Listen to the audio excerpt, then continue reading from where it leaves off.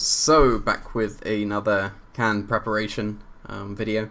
I don't know what number this is now, because I did a load of practice videos with Keen, which you've hopefully watched now, and you watch me get bodied over and over, which is what I need. In practice it's good to lose, because then you can work out why you're losing, and rather than losing in the tournament you can hopefully change it to a win. But yeah, I lost a lot against Keen, so things needed to change, I think. I can't really think of anything that would change about this Floatzel team, but I had an idea for my XY team. Toxicroak wasn't doing what it's supposed to, so I've gone back to Serperior. But yeah, there's a Kommo-o here now, over the Latias. The Latias was like nice against Venusaur Groudon, but like it's good against just that. And then the rest of the teams that are usually with Venusaur Groudon beat Latias, so it's not ideal. So I've got this Kommo-o here instead. Still a good user of the Z move. I don't think I want Groundium on Excadrill,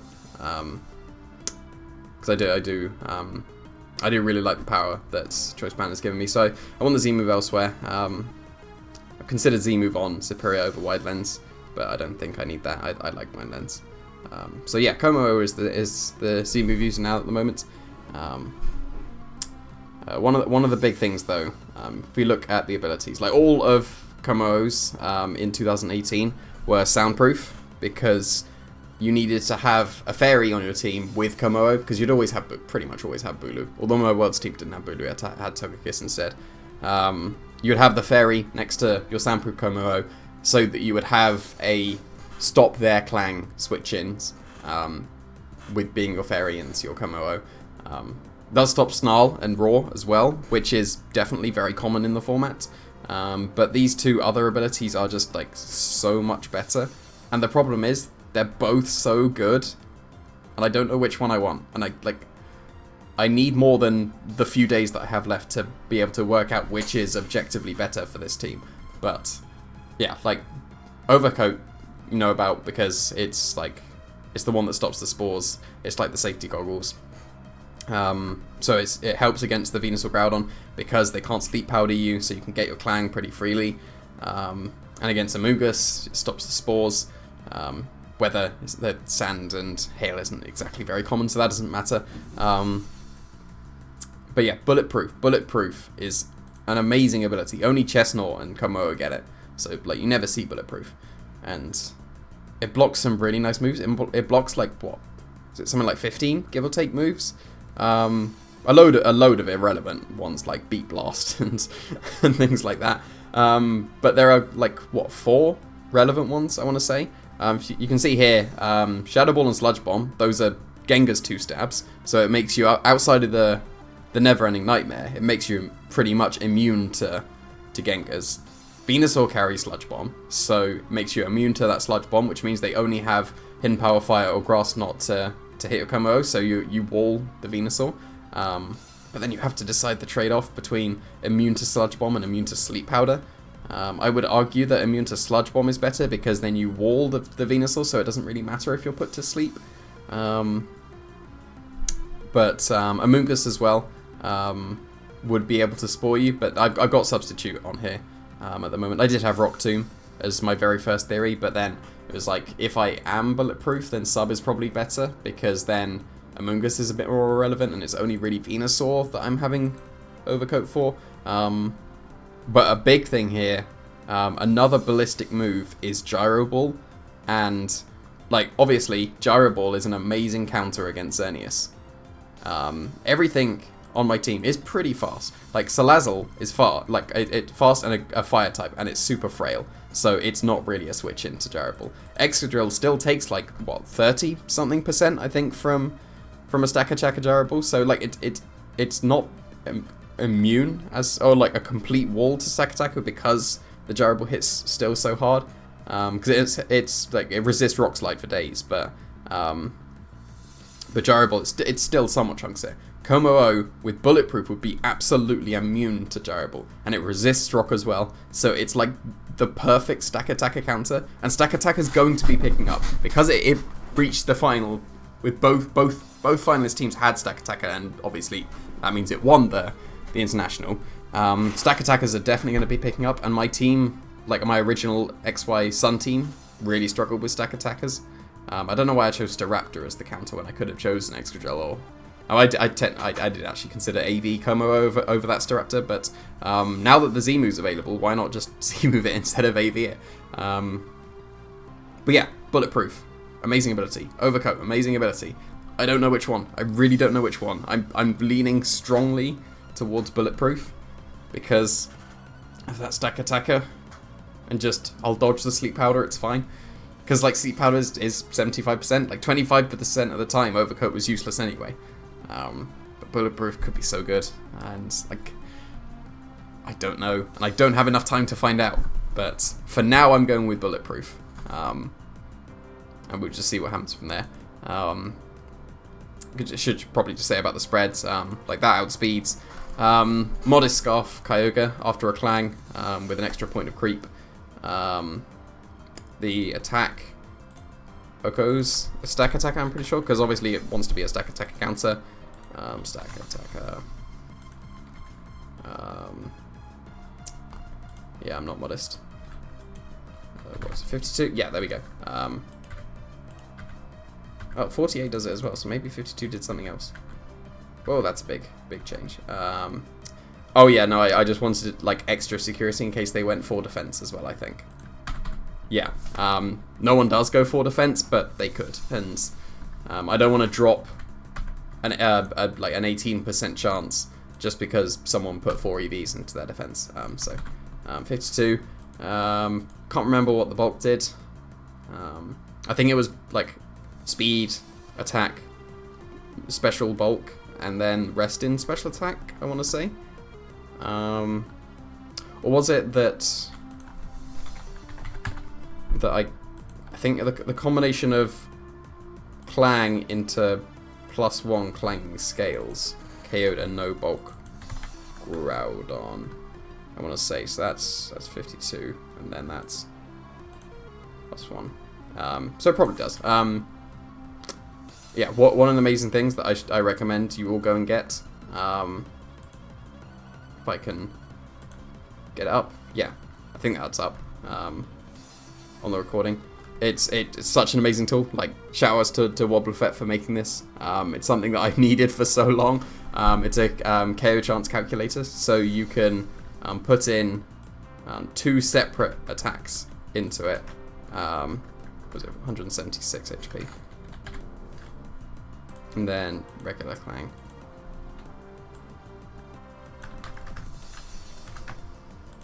And you see here, yeah, that must be what the special attack was. 98% chance to OHKO no bulk Groudon. Like, not many are. Like, the shift to careful is very significant. But that's the benchmark I went to, because obviously I can't reliably KO a careful Groudon with a Clang into a +1 clanging scales. But yeah, 98% chance to KO, so that's really nice. Right. And the bulk does something. I can't remember what the bulk does, but it does do something, trust me. All my EVs always do something. What else? Like, I think my Xerneas and Evolpal is still the same. I don't know if I explained what my Xerneas did, but the defense lets it live a Sunsteel Strike from Solgaleo, I think.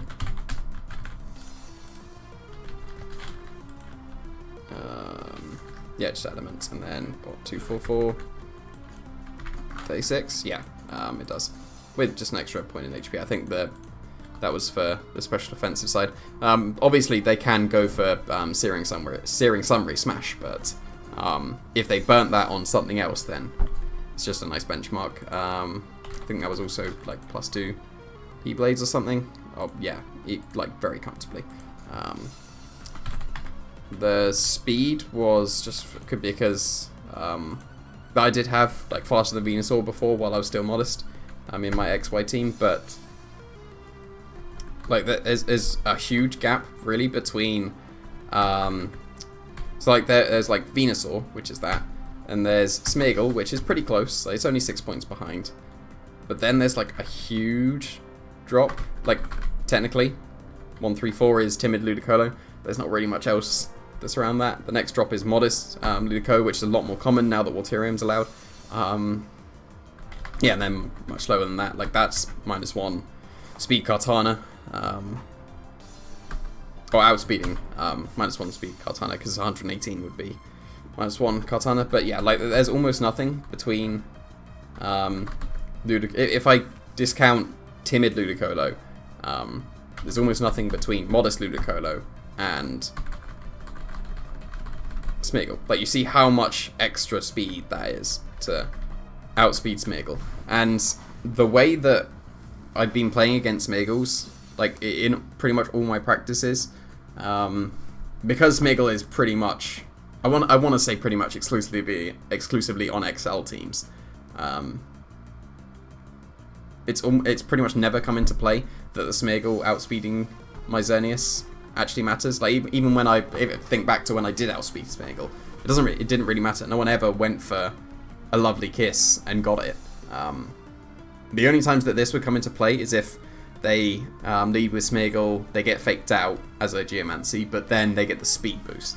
That would come into play, but no one would ever make that lovely kiss play assuming they're faster than my Xerneas with +2 speed. Because every Xerneas is timid max. I don't know why. People shouldn't be running timid Xerneas. Like, there was the obvious shift to bulky Xerneas in 2016, and it was just clear that bulky Xerneas was better than timid max Xerneas. So I don't know why people are still running it there. Like, the argument is you want to outspeed the timid Lunalas to get it before the Menacing Moonrace Maelstrom. I can understand that. But at the same time, there's a Veltal there, so and that can OHKO Lunala, so I don't care. Obviously, not every team has an Veltal, so you do need your ways past Lunala, but I never got along with timid Xerneas. I've always run modest Xerneas, and it's just clearly superior in my eyes, and people don't believe me. At least not yet. People did at the end of the 16, and people don't believe me yet, but they will soon. Maybe after I put up these videos, that will start the shift to modest Xerneas, which actually I don't want, because it's way easier to beat the timid Xerneas. Like, I've won so many more games by being bulky than I've lost by their Xerneas outspeeding my Xerneas. So, like, obviously I have lost games because their Xerneas outspeeds my Xerneas, but I just won, like, the proportion of it, like, I've won so many more because of the bulk. But yeah, so yeah, because there's almost no difference between, no, there's not almost no difference, there's a huge difference between Modest Ludicolo and Smeagol. I've just gone for creeping, like, I've crept Modest Ludicolo creepers hard, because, like, that's creeping Modest Ludicolo, that's creeping the creepers, so I'm creeping the creepers of the creepers, which is the level I usually go to. If I can afford it EV-wise, I'll creep the creepers of the creepers. So yeah, that's what I've got. Sunsteel Strike was Sunsteel Strike surviving, and then reason I've got the modest 62 was for this calculation here. Yes, there we go. So I'll two-shot stack attackers. That isn't it on its own. Like, there's extra, but I'll get to it because I'm going through each one individually. But yeah, I think if you go lower, it still survives. But it's like, because I was here and then that hits the 11 end, so then might as well go one more for two extra points. Make use of your EVs the most efficiently, and then I dump the rest into special defense. Like, I would like more special defense because.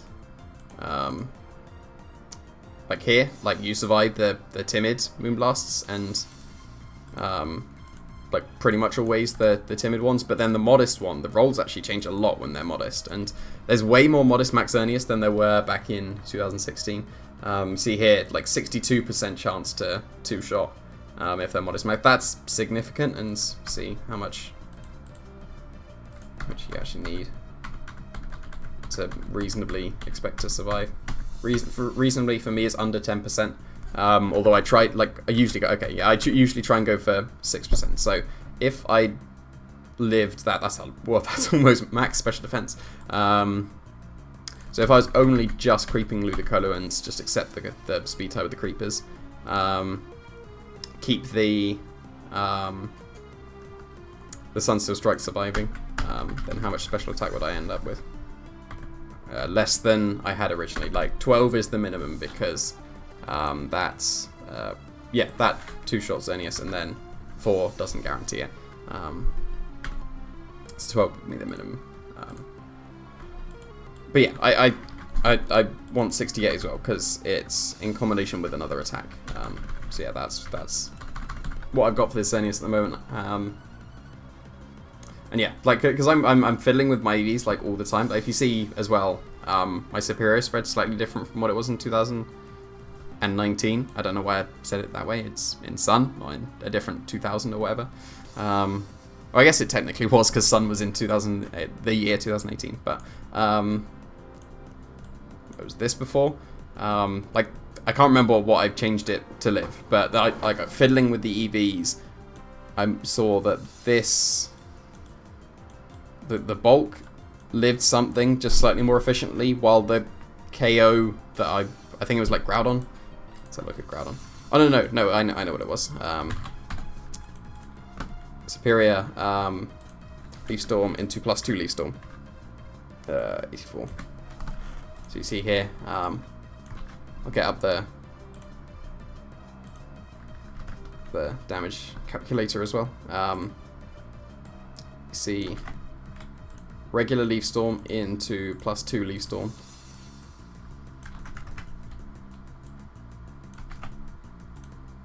%, of the time. So yeah, that's what I've got there. So like I don't really need it more than 100. I think there was like it was either a Kyogre or a Groudon thing at +2, or maybe no, that still gets Kyogres. Maybe it was Moonblast surviving. Nope, still KOs them pretty easily. But then oh no wait, yeah, but like back down to 84, that still does. I think there was something Groudon-y as well. Yeah, that's probably it. I don't think Groudon's a max careful. I think there was some careful set that lived. Maybe it was +2. Moonblast.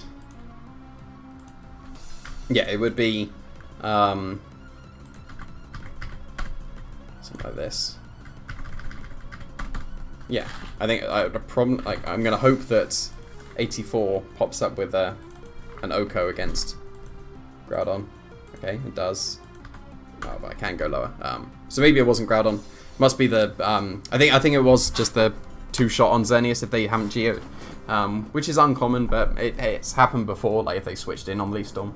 But yeah, like being able to Oko the expected max bulk of Groudons at +2 as well, and Kyogre's what about max Kyogre, just like a bulky one. Okay, 62 and does 100 change anything? Oh, it does actually a lot. Yeah, might switch back to 100, but 148 and 20 did something. But like I fiddle with my Vs all the time, and the other thing that I was going to get to with the stack attacker thing, this is another thing I've changed about my Salazzle. Drop in speed and drop in special attack. The drop in speed will almost never come into play, because there was something someone said to me back in 2016 about my Infernape, because I was sashing Infernape with max speed, and because I was a mixed attacker as well, so I split my EVs. I had 244 in attack and 12 in special attack, so it wasn't really much of a split. But they said that like because there's like nothing relevant between Kangaskhan and an Infernape, you could just go down to 101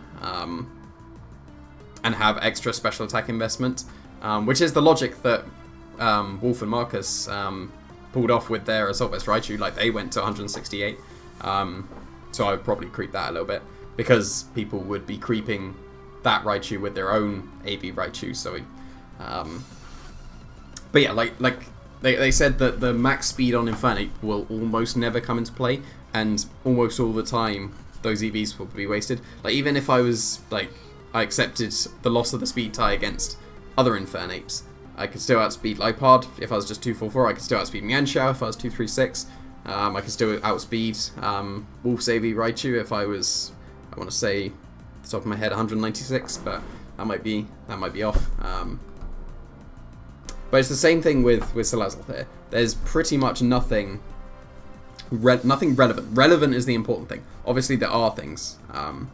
Like one thing that I now don't outspeed is Whimsicott, and Whimsicott is pretty uncommon, so I'm fine with this. That was another reason, like there was a Life Orb Salazzle that didn't have Fake Out. was on a team report somewhere on Trainer Tower, and they had 236 speeds. Salazzle, so that their own Whimsicott would outspeed the Salazzle, and I can't remember what it was, maybe an Endeavour or something, before the Salazzle attacked. So like this Salazzle underspeeds other Whimsicott as well. Speed ties with Persian, which is pretty much irrelevant, no one's using it. Speed ties with Amber Palm, no one's using it. It still outspeeds Modest Coco, which people do run, because Modest is actually significantly stronger.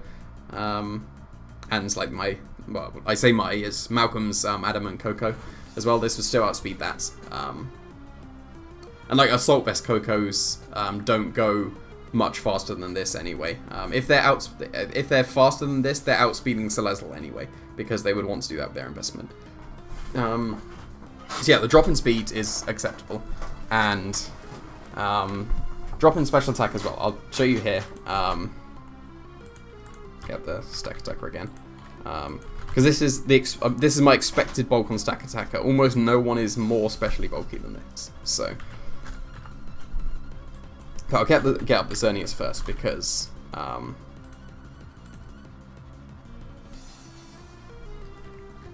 going to be going back to Salazzle. That's 68 Modest. So yeah, here, and then I get up the calculator. I hope I've made it big enough. That is actually pretty small on the screen. I'll make it bigger this time. I left that on the entire time I was talking before, wasn't I? Ooh, that's awkward. I'm just gonna cut here and see if it's that bad, and see if I need to re-record those bits again. Okay, it didn't look too bad. It wasn't so intrusive. I'm sorry I did leave it on, but I don't think it was bad enough for me to re-record, because you can still see most of the key things. But sorry for leaving it on. I was just too caught up in what I was saying.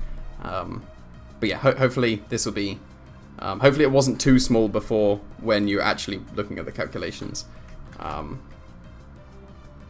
hopefully it wasn't too annoying when it got in the way. But yeah, this is the +2 Moonblast on Stack Attacker.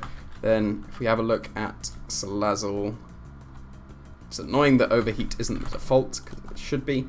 Have a look at this Overheat from Salazzle. And then 168. And then, yeah, you see here, that's what I've gone for.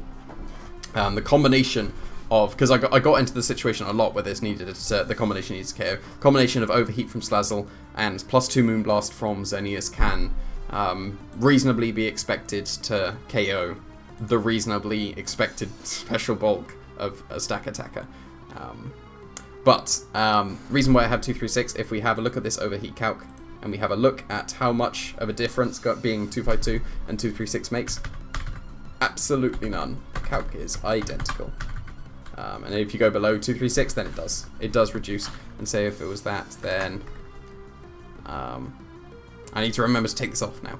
I was going to leave it on again, wasn't I? Calculate, and then yeah. So you see that drops by 3%, which isn't too significant. I'm going to remember to just get rid of this. Okay. So yeah, another calc as well, because you're going to be sludge bombing a lot of Xerneas. If you have a look at 236, 69 to 83, and then that's not what I want to do. No difference between 252 and 236. So what you can do, like obviously this is a Sash Salazzle. Like people would just see Sash and go, yeah, you don't need any bulk, especially because of how frail Salazzle is as well. You might as well just go 252, 252, no one cares if you go anything different. But like, there's a very significant thing you can do with the bulk. Like you've already seen my bulk. But like, say you were just 4 HP Salazzle. But you do 4 times resist Xerneas. But like its bulk is so bad that Moonblast can still 2-shot. And if you see here, the combination of +2 Dazzle Gleam and +2 Moonblast can 2-shot Salazzle. Like, the combination can KO it, which is not what you want from a mon that's 4 times resisting, even if it is as frail as this, and to be expected. But I'm gonna get it up again. Get up the KOing calculator. I'll move it down here, so you can see like the calcs at the top.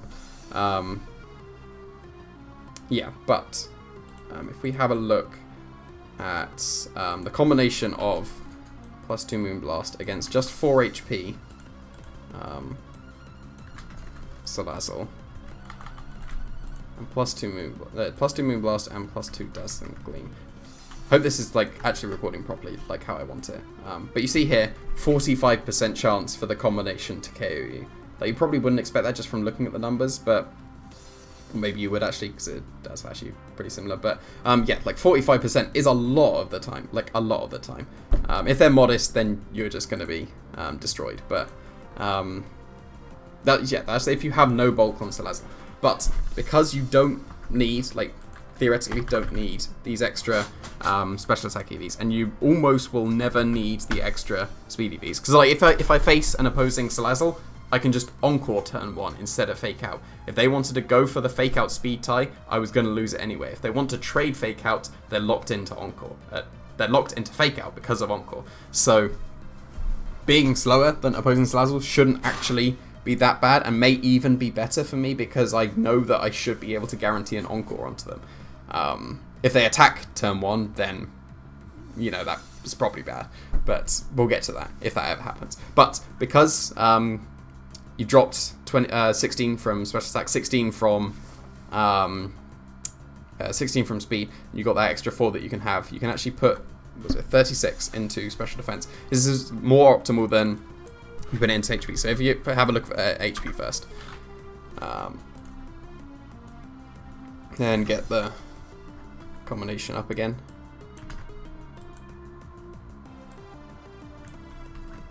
It's now, I need to remember, 148 HP. Like 20% chance to KO. But if you, because like if you're a Sash, the bulk doesn't matter. Then you can put that into special defense instead, and then, so we've already reduced it from 45 to 20. But then if we have a look at the Moonblast now, need to remember that down to 143, and then Dazzling Gleam. Yeah, it's down to 5%. So by taking what would theoretically be unnecessary special attack and unnecessary speed, like the vast majority of the time, there's going to be times where, like, over the course of your practice, where you sludge bomb or overheat, just a general thing, and then that mon ends up surviving on 1 HP, that maybe the extra roll would have happened in that case with the extra special attack. It's going to be where you need to win a Salazzle speed tie, or you need to outspeed a Whimsicott, I guess, to sludge bomb it. But they're prankster anyway, so they're going to get their thing off before you want, regardless. And if you fake out, you're on chords, so doesn't really matter. So yeah, you've taken the what would theoretically be unnecessary EVs, and you've reduced the chance of Xerneas being able to KO you with Dazzling Gleam and Moonblast by 40%. Like, that's a huge decrease. And I think it's absolutely worthwhile putting that special bulk into Salazzle. Instead, like, obviously Moonblast is still going to two-shot you. I need to remember to take this off now. I don't think I'll need this for the rest of the video, because I think I'm almost done now. Because it says I've been going for what, 7 minutes now, but that's because I had an extra 20 minutes or something before, so I don't want to go much longer. I was planning to do some battles in this video, but I'll do the battles in the next video. Because I was just rambling on about the new changes that I think I'm going to be making to the team. I don't think the team would change too much from this. I think I am going with XY over Floatzel, because this has such a better matchup against the XL teams, and that's just going to be so common now. I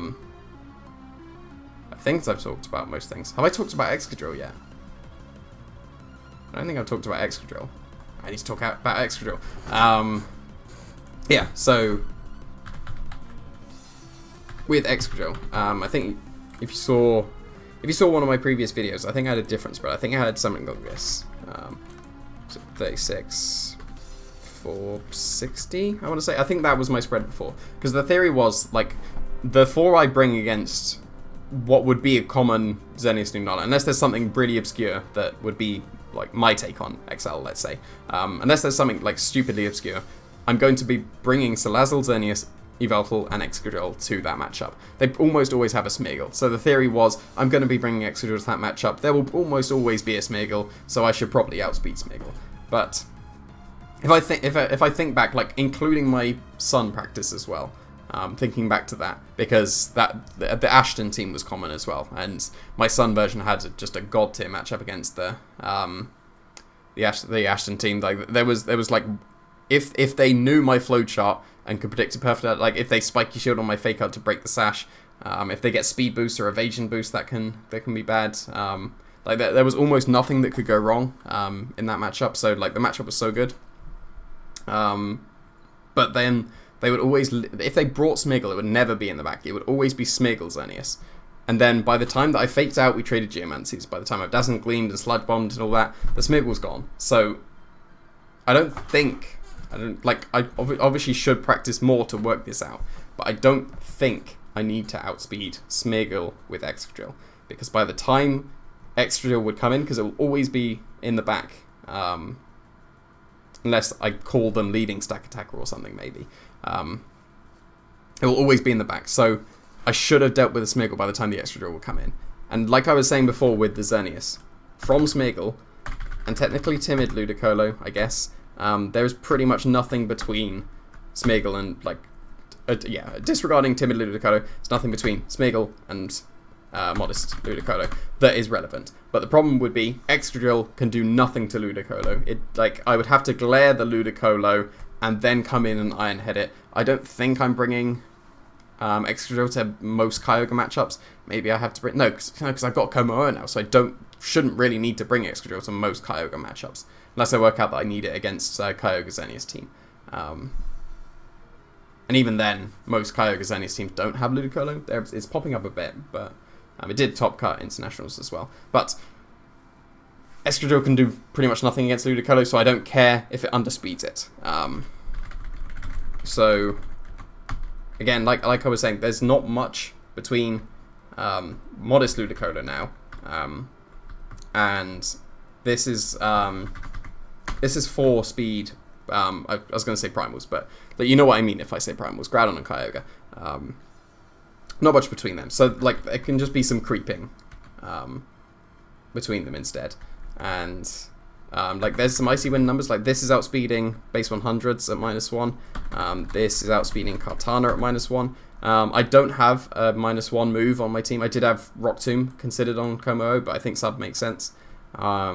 So I don't have a -1 speed move on this team anymore. Like I did have Latias with Icy Wind as well as Tailwind before, but because I don't have those numbers, pretty much between no speed, primals and Modest Ludicolo, there's pretty much nothing. So what I've gone with is some creeping as well. So like this is 4 speed primals. And then there's like the creeping with the 12 speed. Then you got the creeper of the creepers with the 20. So I've gone for the creeper of the creeper of the creepers. But I think I've actually crept them as well, because hold on, that's 4. That's creeping. That's the creeper of the creepers. No, so I'm still the creeper of the creeper of the creepers, because that's what I usually go for. But because it's such a big reduction in what my speed was before, to now it's freed up just so many EVs. And if I have a look at what my spread actually is, so have a look here. I've got an extra point in attack as well, but I'll just stick with the bulk for now. I'd say why I've got an extra attack point now as well. But you look here, yeah, even just no investment, Flare Blitz just bodies this Excadrill. Because one of the things that, like, if they lead, say, Incineroar Stack Attacker, you would have seen this in the practice videos with Keen if you saw that, because they should have been up before this. But like the plan was lead Salazzle, ended up being Latias because it could have been Venus or Groudon, but like lead Salazzle anything, they lead Incineroar Stack Attacker. My play would be fake out the Stack Attacker, switch that other thing into Excadrill, so that I can just Earthquake, because we're probably trading fake outs, at least in game 1. But then say they lead the same thing in game 2, and then I still probably need to get my Excadrill in, so I kind of have to switch in. And if I switch in for the Salazzle slot, I'm not faking out, so they can do their thing with Stack Attacker and just get Trick Room. So it still needs to be the slot, but then that becomes so predictable that they can just Flare Blitz that slot instead, because if I fake out the Incineroar, the Stack Attacker still gets Trick Room. So if they just Flare Blitz that slot, if they call it and Flare Blitz the Excadrill, Stack Attacker's just freed itself up completely and is probably going to win. So because I reduced my speed so much, that's let me have so much more bulk. And if I think it was this, I think that was the extra bulk. Well, not quite. 228, and then what? 124. If you look at the flare blitz, look at that. It now lives. This is no investment in Incineroar. Like, obviously there can be investment. I personally run Adamant 4 on my Incineroar because it gets Kartanas in the rain. And that's still a 56 chance. That's you can still live. You can still live. And there's always the burn chance as well, and always a crit chance. So could always happen. How much of a chance is it to KO me if they get the burn that turn? Because I can still overheat and Stomping Tantrum as a last ditch, but guaranteed. Oh, it's going to kill me at some... okay, may have to do the calculator. No, because that won't be including the burn, will it? Wait, no, if I just put myself down to 90% and then not burned. Yeah, it goes to 56%. So it's still almost a 50-50, even if they burn me, for me to get off a last-ditch Earthquake, or probably Stomping Tantrum, so I don't Earthquake my own Salazzle. But, yeah, like, that extra bulk has just completely freed up this Excadrill to be able to, I'd say, safely switch in on Incineroar, but it makes the switch more comfortable, because even if they get the prediction and Flare Blitz, I'm still probably going to live, because not many Incineroar actually have attack investment. Like, pretty much, I don't think Incineroar should go beyond Adamant 4, because that's KOing Kartanas in the rain. I think it was KOing Kartanas that survive Incineroar Flare Blitz in the rain or something. What did I... That's what I ran in the rain. Okay, 50% chance. Maybe I went more than that. Okay, there shouldn't be expected to be any more than that. But then what's my extra like against that? So I haven't actually checked this one. Okay, I can still technically live. So even if they're as offensive as they should be, and they like Incineroar should not be more offensive than that, then I still got a chance. But if they're expected bulk, which the vast majority will not be more than this attack investment, not the rain anymore, then I should live their Flare Blitz on the switch in. So it's just freed up this Excadrill a lot. And if I have a look, this is the special side of it. See what it was before, 156 and 60. Yeah, that's what it was before. But now it went down to, is it 44 now and then 44. Yeah, so I've lost what, 1% on the previous bulk, but then it's allowed me to live the Incineroar Flare Blitzes. So I did have this at one point. Yeah, because I used to be 36 attack, and I was 136, and that was still the 2%, but then I sacrificed 1% of special bulk, because you see here, that still lives the Incineroar Flare Blitz, but the big one here, have a look at the neutral Earthquake. So I've switched it in on the Incineroar, and then I'm neutral. Change from Life Orb to Choice Band, and you see here, just with the 36 life, that's what I went for before. Can actually get away with 174, so 28. An Earthquake still KOs, but then you're one away from 11N, and you might as well go for 11N. But not everyone runs 236, 236. A lot of people go for 252 HP instead, because they just want the HP investment. And then if you see, the Earthquake no longer guarantees survival, and it's not even 93%.